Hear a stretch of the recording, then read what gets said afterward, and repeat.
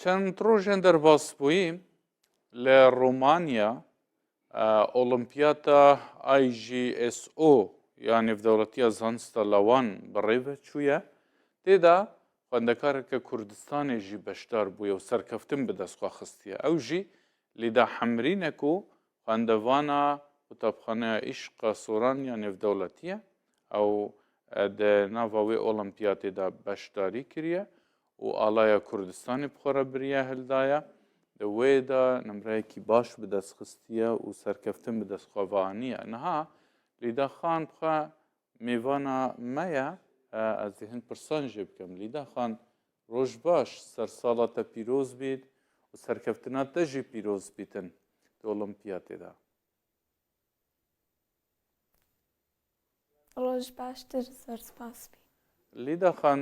دەچ واریدا کاری سەرکەفتنێ بەدەستخەوە بینێ لە ڕۆمانیا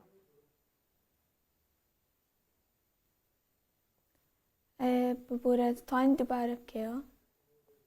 تو دەچ واریدا سەرکەوتنت بەدەست خستووە خەڵاتەکەتی چی بووە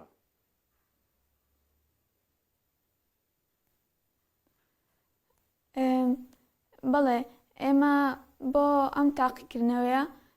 خۆمان زۆر ئامادە کرد و بە یارمەتی دایکواوکم و قوتابخانە و مامۆستاکەم توانیمان نەتیجەیەکی زۆر باش بهێنی و توانیمان کە تیمی عێراق توانیمان مەدالیەکی برۆنز بەدەست بهێنی و تا ڕادەیەکیش خۆمان ئامادە کرد بۆ ماوەی 5-6 مانگ بە دەرسی ئۆنلاین خۆمان ئامادە دەکرد بۆ تاقیکردنەوەکە تاقیکردنەوەکە چی بوو دەرسەکە چی بوو کە تاقیکردنەوە لەسەری کرد تاقیکردنەوەکە تاقیکردنەوەی IGSO کە International Junior Science Olympiad ئۆلمپیادی نێودەوڵەتی زانستی لاوان تاقیکردنەوەیەکی زانستی نێودەوڵەتیە کە لە هەرسێ زانستی فیزیا و کیمیا و بایۆلۆجی دەکۆڵێتەوە بە شێوازی تاکی و گروپی ئەنجام دەدرێت و ساڵانە لە وڵاتێکی دیاریکراودا میوانداری دەکرێت و 21 تا ئێستا 21 وڵات میوانداریان کردووە و ئەم ساڵیش بە بەشداربووی 54 وڵات لە وڵاتی ڕۆمانیا لە شاری بوخارست ئەنجامدرا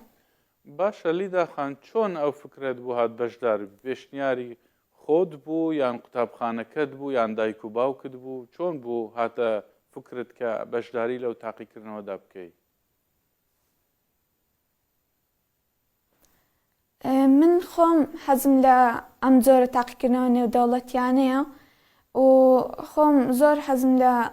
وانە زانستیەکانە بۆیە دەمەویست بەشداری بکەم تاوەکو بەهرەکەم پیشاندەم بە دنیا باشە فەرین هیچ کوردێکی تر لەوێ بەشدار بوو بێجگە لە خۆت بەڵێ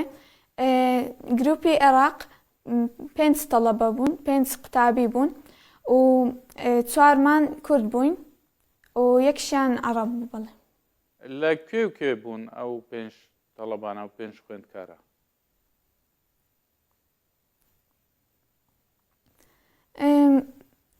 2 تەڵەبەیان لە شاری کەرکووک بوون و تەڵەبێکشیان لە شاری سلێمانی بوو یەکێکشیان کە عەرەب بوو لە شاری دهۆک دەژیا لە دهۆک دەژێکەوەتە هەر 5تان لە هەرێمی کوردستانەوە بەشداریتان کردووە بەس بە ناوی عێراق وایە بەڵێ باشە ئێوە لەوێ تەنها لەسەر تاقیکردنەوەکە قسەتان کرد و ئەنجامتاندا یان دەرفەتتان پێدرا قسەی خۆتان هەبێ بیکەن لەبارەی ئەو زانستەی کە پێتانە بەڵێ ئێمە نەک تەنها باسی بابەتی زانستیمان دەکرد بەڵام شەوانە ئێمە قوتابی وڵاتانی تر هەموو بێکەوە کەوت دەبوونەوە و باسی کللتور و مێژووی وڵاتی خۆمان دەکرد بۆ یەکتری و زۆر فێری مێژوو کللتوری وڵاتی تریش بووم بەهۆی ئەم شەوانە لە چ وڵاتێکەوە هاتبوون ئەو قوتابیانە زۆر وڵاتی لێبوون 54 وڵات بوون بخۆیان بۆ نمونە ئەڵمانیا و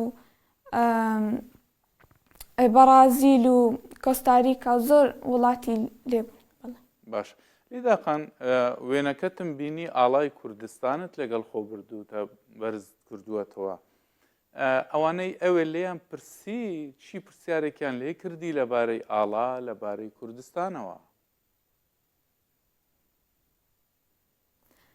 بەڵێ من لە ناو پەرلەمانی ڕۆمانیا توانیم ئاڵای کوردستان و جلی کوردی پیشان بدەم بە وڵاتانی تر و توانی بڵێم کە ئێمە نەتەوەیەکی سەربەرزین و خاوەن ئاڵا و هەرێم و حکوومەتی خۆمانین و لە پاش ئەوەش وڵاتانی تر زۆر پرسیاریان کرد چونکە هەندێکیان دەربارەی کوردستانیان نەزانی بوو و بەس ینی پرسیاریان لەسەر بۆ من کرد دەربارەی مێژوو و کلتوری کوردی و دەربارەی جلی کوردی. بۆ نمونە چی پرسیارێک بۆ تۆ ناخۆش بوو کە لێیان کردی و وەڵامەکەی زەحمەت بوو بێ؟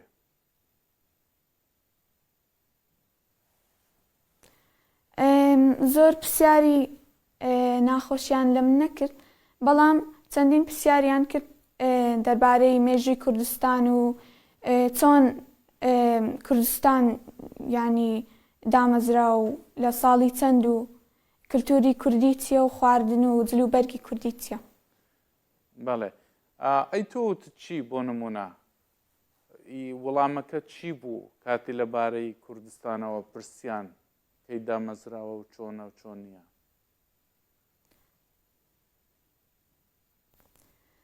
من هەر باسی مێژووی کوردستانم کرد و باسی چەندین داستانی کوردی و کلتوری کوردی و خواردنە کوردەواریەکانم کرد بۆیان. باشە ئەو تاقیکردنەوەی کە ئەنجامتدا بە زمانی ئینگلیزی بوو زیاتر لە چ بوارێکەوە بوو پرسیارەکان؟ بەڵێ تاقیکردنەوەکە بە زمانی ئینگلیزی بوو و لە بواری زانستەکاندا بوو زانستی کیمیا و فیزیا و بایۆلۆجی بوو و چەندین پرسیاری تێدا بوو بۆ نمونە پرسیاری بیرکاری و پرسیاری ئەوە ئەکسپریمەنتیشی هەبوو کە خۆی تاقیکردنەوەکە سێ بەش بوو تاقیکردنەوەیەکی MCQ کە هەڵبژاردن بوو و دومیش تاقیکردنەوەی تیۆری کە نووسین بۆ وەڵامەکان دەنووسی و تاقیکردنەوەی ئەکسپریمنت کە دەبێت پرۆژەیەک دروست بکەی یان پرۆژێک دروست بکەی دەربارەی بابەتی فیزیایان کیمیایان بایۆلۆژی خۆیان پێ دەڵێن چی بکەی و بەڵێ ئێوە توانیتان چی نمرەیەک بەدەست بخەن لەو تاقیکردنەوە هەر پێنجتان بە تایبەتی جەنابەت؟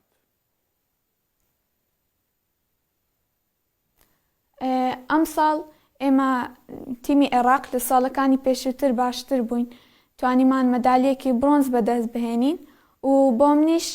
من لە بابەتی بایۆلۆژی توانیم نەتیجەیەکی زۆر باش بەدەست بهێن. زۆر باشە. پێویستان بە چییە ئەگەر چیتان بۆ بکرێ دەتوانن داهێنان بکەن یان ئەو زانستەی پێتانە پێشی بخەن لە داهاتوودا؟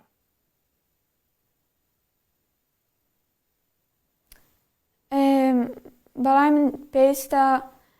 حکوومەتی هەرێمی کوردستان زیاتر گرنگی بەم جۆرە تاقیکردنەوە نێودەوڵەتیانە بدە تاکو ئاستی زانستی قوتابیان بەرزتر بکاتەوە و هەروەها وڵات و هەرێم بە وڵاتانی تر بناسێنێت بۆ نمونە و بەمەوەش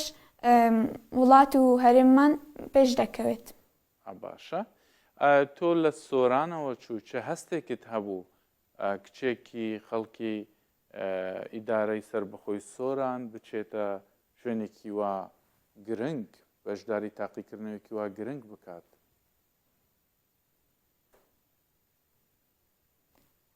من خۆم هەستێکی زۆر خۆشمە بوو کاتێک کە